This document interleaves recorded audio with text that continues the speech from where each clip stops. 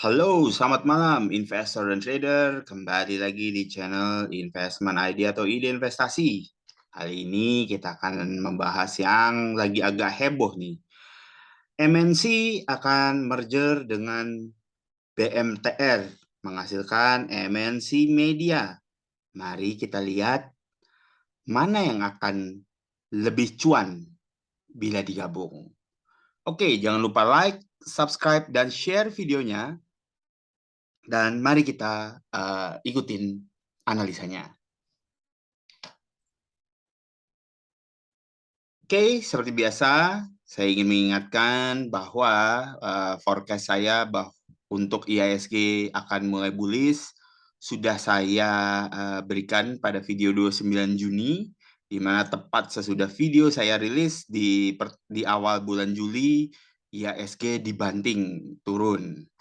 Oke, video saya ini forecast-nya adalah bullish di bulan Agustus 2022. Silakan tonton alasan-alasannya, bagaimana saya bisa mengambil kesimpulan bullish akan mulai terjadi di bulan Agustus 2022. Oke, sekedar preliminary, ya ini adalah preliminary yang akan kita bahas. Pre and post merger dari MNCN dan BMTR. Nanti kita bahas di dalam.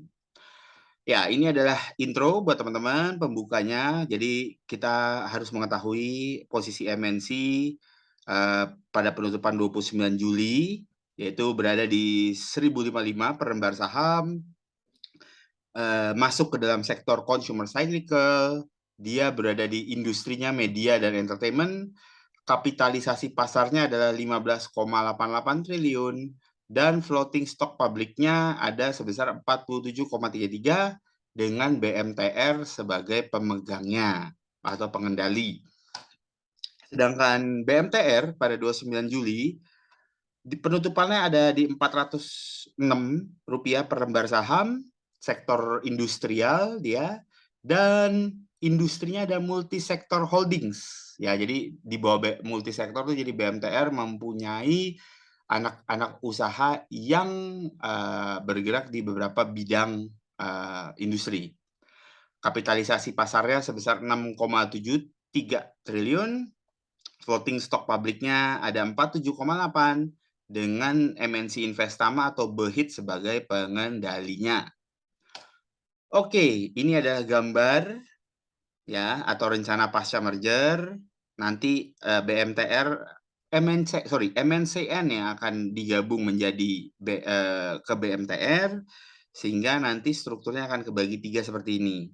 Ada ada usaha untuk FTA, ada konten digital ya kalau di sini. Nah, kalau di sini adalah buat televisi pay TV atau broadband berbayar. Jadi mungkin di sini adalah ya di sini udah kelihatan MNCN, dan di sini adalah mesin ya sepertinya MSIN, dan kemudian kalau di sini MSK ini terlihat.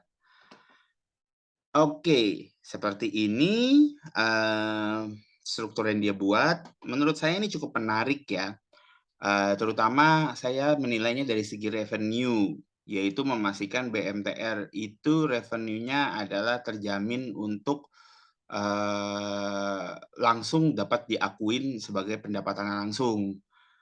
Kalau sebelumnya memang kalau dari segi akuntansi pendapatan market share di atas 51%, pemegang pengendali bila sahamnya di atas 51%, maka dia berhak untuk mengklaim pendapatan maupun net profit dari anak usahanya. Tapi dengan merampingkan struktur seperti ini, jadi sebenarnya si BMTR ya nanti akan langsung dapat mengakui pendapatannya lagi menjadi kepunyaannya dari BMTR tersebut.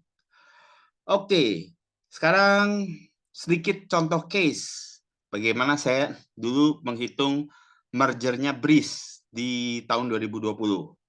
Ya, teman-teman bisa lihat, ini adalah Oktober 13 tahun 2020 pada saat saya menghitung. Ini sebenarnya ada file screenshot-nya, tetapi udah nggak bisa di-download di WA saya atau di HP saya. Dan ini adalah ya intinya saya baca satu-satu ya. Jadi kalau baca berita BNI Syariah akan masuk melalui penyertaan saham. Waktu itu saya berpikirnya adalah BRI, BRIS mungkin harus stock split atau nambah saham baru agar nilai saham barunya sesuai nilai buku yang berarti harganya harus naik dulu. Jadi ini estimasi saya buat 13 Oktober. Ini harusnya ada screenshot perhitungannya. Nah, nanti saya kasih bukti bahwa saya mendetailkan perhitungannya. Ini dia.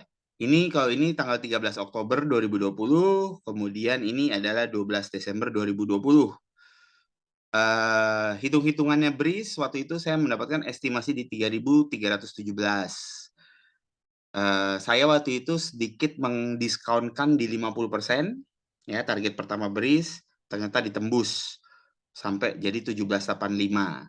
Nah, kalau waktu itu kita kasih diskon 50% dari book value per share di 3.300, maka BRIS waktu itu saya estimasi book value-nya di 1,076 kali.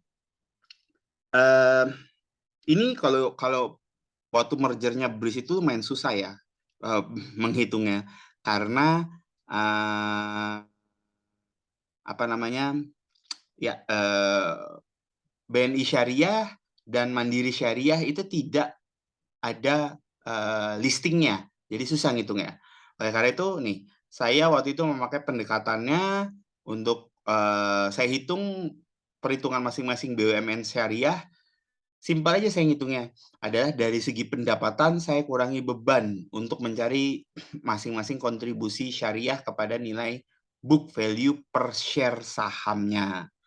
Jadi saya bongkar tuh satu-satu saham Bank Mandiri dan saham Bank BNI, sehingga saya mendapatkan pada saat merger, maka BRIS itu estimasinya ada di 3.317. Ya, ini dia estimasi mergernya di 3.317.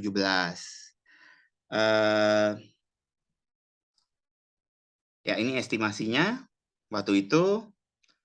Dan teman-teman bisa lihat. Ini adalah tanggal di mana 13 Oktober ya.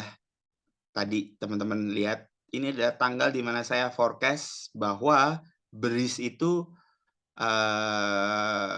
pada 13 Oktober harga BRIS di sekitar pokoknya masih di bawah 1.000.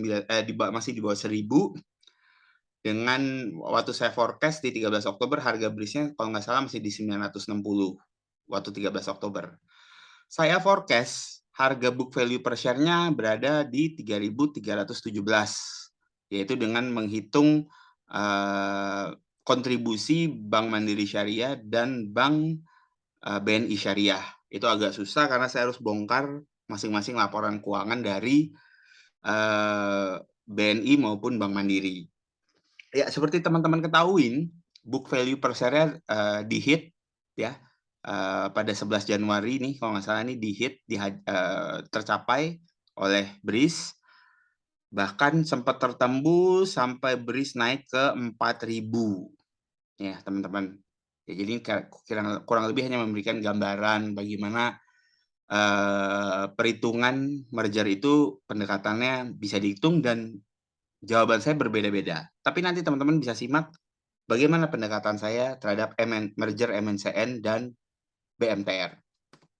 Oke, ini saya sajikan buat teman-teman. Ini adalah MNCN dan BMTR pre-merger. Ya, pre-merger. Ya, ini adalah harga sahamnya. Ini adalah total ekuitasnya. Dan ini adalah rasio perbandingannya. Jadi, bila MNCN digabung ke BMTR, maka rasio jumlah sahamnya yang digabung adalah 1 dibanding 0,72 kali. Ini adalah outstanding sahamnya, saham beredar, pembulatan ya saya memakainya. Dan ini adalah book value per share-nya berdasarkan laporan keuangan kuartal pertama. Laporan keuangan, ya benar, kuartal pertama. Dan ini adalah PBV masing-masing di 0,87 dan 0,27. Berikut adalah estimasi saya setelah merger. Equity-nya sejumlah ini, jumlah outstanding-nya setelah merger ada di sini, dengan book value per share-nya akan dinilai 1.364,72. Pasti teman-teman langsung heboh nih. Wah, berarti BMTR akan ke 1.364. Nah, tenang teman-teman. Tidak semudah itu atau tidak bisa persis seperti BRIS. Kenapa? Pendekatan saya memakai PBV standar deviasinya BMTR. Ya, di mana PBV-nya ini masing-masing di sini saat ini 0,89 dan 0,31. Pendekatan standar deviasi 5 tahunnya adalah ada di sini. Untuk min, MNCN ada di 1,35 dan BMTR di 0,535. Itu berarti bila kita memakai pendekatan PBV standar deviasi 5 tahun, maka targetnya MNCN ada di 1.800, kemudian targetnya si BMTR akan di 730. Kemudian kalau kita memakai pendekatan plus 1 standar deviasi, di mana PBV-nya MNCN di 1,9 dan BMTR di 0,7, maka MNCN akan mencapai 2.590 dan BMTR akan mencapai di 955. Nah, mari kita coba bongkar sedikit. Ingat ya, yang di merge itu adalah MNCN akan merge ke BMTR. Maka pendekatannya kita adalah memakai BMTR, teman-teman. Jadi ini yang akan kita pakai nih. Karena MNCN yang akan merge ke BMTR. Oleh karena itu saya sudah highlight dengan warna hijau. Target saya adalah BMTR pasca merger akan mencapai PBV-nya di 0,535, di mana target harganya akan menyentuh di level 730,12. Tetapi bila seperti yang tadi saya jelaskan sebelumnya, apabila investor melihat mergernya MNCN akan menambah kepastian revenue menjadi lebih besar dan stabil untuk BMTR, maka ada kemungkinan BMTR mencapai level 955 atau 960. Tetapi saya akan lebih prefer BMTR mencapai level 730 dulu, teman-teman. Jadi ini adalah target saya, 730. Tapi bila investor melihat ada kemungkinan bagi BMTR mempunyai revenue yang lebih stabil, maka dia akan mencapai pada level 955 atau 960. Lalu bagaimana dengan pendekatannya ke MNCN? Saya melihat MNCN tidak akan mencapai level 1.800, tapi lebih ke arah MNCN akan mencapai level 1.200 atau 1.300 saja. Mendekati dari book value per share-nya pada saat merger.